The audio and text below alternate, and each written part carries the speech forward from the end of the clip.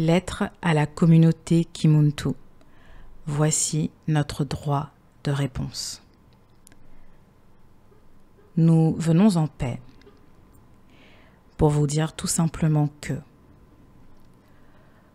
nous sommes assez surpris de la tournure et du caractère disproportionné qu'a pris une demande par mail dont la requête était simplement de prendre du recul en étant retiré d'une base de données.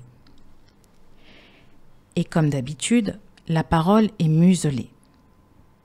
Nous sommes une dite famille, mais nous n'offrons pas un espace sain pour que chacun puisse dire les choses. Ne dit-on pas que du dialogue jaillit la lumière ? L'initié du village est celui qui offre ce cercle de paroles, ce kongolo, ce mbongi d'échanges sains où il est possible de tout dire avec liberté dans le but de trouver un consensus. Parfois, c'est vrai, ce n'est pas plaisant, mais c'est de là que naissent la compréhension et la profondeur. Aujourd'hui, au lieu de ça, nous sommes pointés du doigt. Nous avons été fermés de tous les espaces d'échange, isolés. Pour couper court, certains diront « ils ont pété les plombs, ils sont possédés ». Nous sommes en désaccord avec des éléments factuels. Et pour cela, certains nous suppriment, nous isolent et nous bloquent afin de couper tout dialogue. L'esprit critique est l'un des premiers enseignements. Pourtant, il est affligeant de voir que le questionnement même, qui est en lien avec la curiosité intellectuelle et donc l'apprentissage, est parfois réprimandé dès lors qu'il met en lumière des incohérences. Nos chères et tendres mamans nous ont portés dans leur utérus durant 9 mois. Et voilà que par magie, certains décident d'outrepasser cela et, je cite, de nous effacer de tous les espaces de l'école, sur Terre et dans les dimensions. Il est donc possible à un être de nous retirer ce qui nous appartient ? Nous avons été avant l'école et nous continuerons à vibrer ce que nous sommes après l'école. Dans l'immensité d'amour que porte la source, nous refusons de croire que cette mère, la source, choisit certains de ses enfants et en délaisse d'autres, alors que ces enfants, bien qu'imparfaits qu'ils soient, sont menés par l'envie de l'embrasser, de la rejoindre et de vivre selon ses principes universels. Nous sommes en mission et ce que nous faisions avant l'école, nous continuerons à le faire après l'école. Les consciences cosmiques sont universelles et personne n'a le monopole d'une conscience ni d'un ordre quel qu'il soit. Nous sommes des êtres souverains et l'énergie passe à travers tout le monde.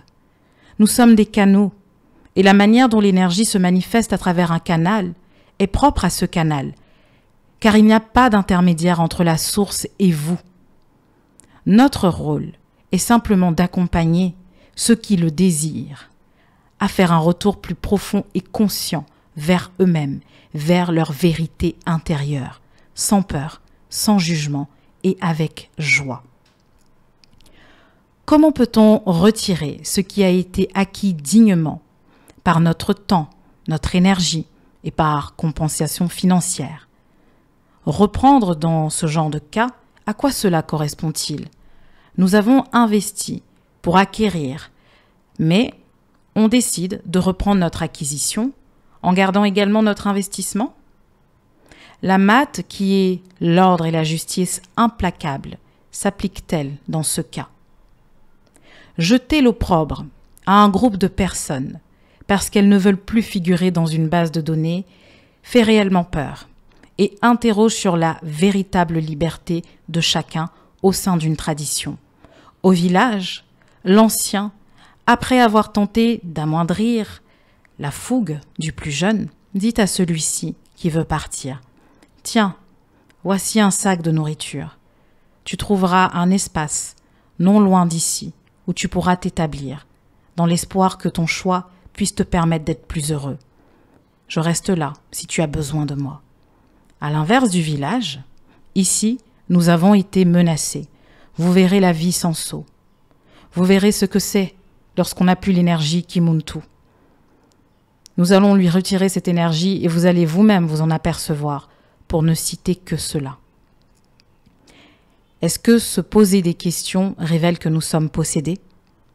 Si la fédération était une garantie, alors qu'en est-il des Pangis, qui ont été heurtés par des expériences difficiles, de manipulation, d'intimidation et autres, en passant par la main de Nga référencé sur la fédération? Nous sommes censés être gardiens de l'énergie de la source, pas esclaves de quoi que ce soit.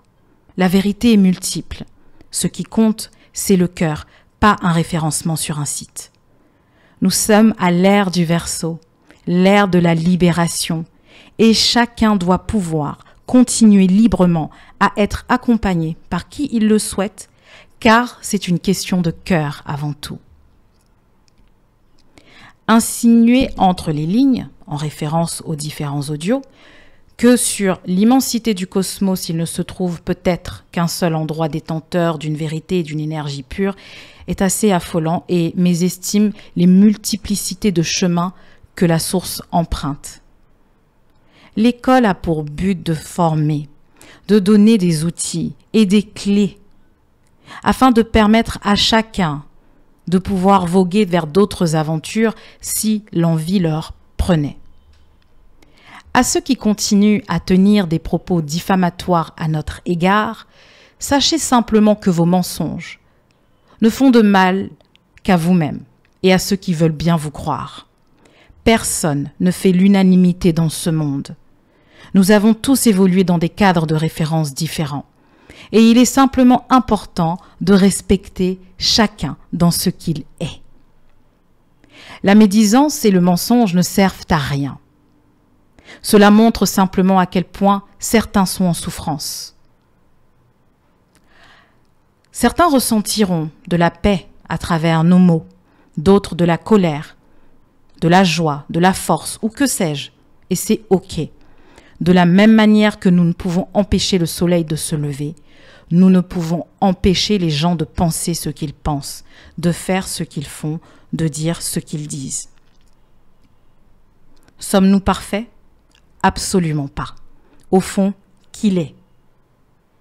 Nous avons des défauts comme tout le monde. Nous traversons des hauts et des bas dans nos vies, comme tout le monde. Et sachez que c'est normal. Arrêtons de vouloir absolument atteindre un but en oubliant de chérir ce que nous sommes déjà au plus profond de nous.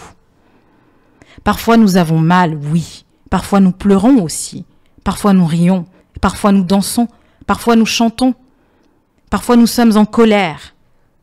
Parfois nous sommes tristes, et oui. Parfois nous nous sentons comme des enfants. Parfois nous nous sentons femmes. Parfois nous nous sentons hommes. Pour les hommes, bien entendu. Parfois nous nous sentons mère, père. Nous rétorquons à toi, notre cher frère bien-aimé, de continuer ta mission, et nous te souhaitons encore plus que ce que la vie pourrait t'offrir. Nous souhaitons à l'école Kimuntu toute la paix et l'amour du monde, que dans cet espace, les âmes puissent trouver du réconfort et que l'esprit du Bumuntu, de la bienveillance et du partage y trouve sa place. La vie est ainsi faite. Au sein de nos cellules familiales, il arrive que nous connaissions certains conflits. Très souvent, au sein de cette même famille, l'aîné, l'initié, le leader est celui qui calme et évite de mettre le feu. Tout ce que nous savons, c'est que nous ne savons rien. Pour le reste, nous souhaitons à chacun d'entre vous épanouissement, paix, équilibre et amour dans vos vies. avec tout notre amour, Melvina, Yann et Ilinga Junior. Nous sommes tout simplement des gardiens de la vie, des guerriers qui n'abandonneront jamais, mais qui préfèrent simplement leur liberté. Zola, Kiese Mayangi.